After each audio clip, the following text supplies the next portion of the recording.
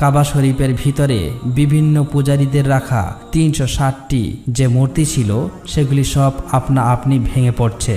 এরপর তিনি কাবাঘর থেকে বাইরে এসে দেখে যে কুফা এবং সিরিয়ার মধ্যবর্তী স্থানে পানি প্রবাহ শুরু হয়েছে, অথচ বহু বছর ধরে এখানে কেউ পানি দেখেননি। ঠিক তখনই আব্দুল মোত্তালিব তার ঘরের দিকে চোখ পড়ে। তিনি তখন দেখতে পায় আজকে তার ঘরের মধ্যে থেকে অদ্ভুত এক ধরনের নূরের আলো বের হচ্ছে, যেটা এর আগে তিনি কখনোই দিন দেখেননি। আব্দুল মোত্তালেব তখন ধীরে ধীরে তার ঘরের দিকে এগিয়ে যেতে থাকে, কিন্তু যখন তিনি তার ঘরের দরজার কাছে পৌঁছায় তখন তিনি দেখেন যে মা আমিনার কোলজুড়ে একটি ফুটফুটে শিশুর জন্ম হয়েছে, যার শরীর থেকে অসম্ভব পরিমাণের নূরের আলো বের হচ্ছে।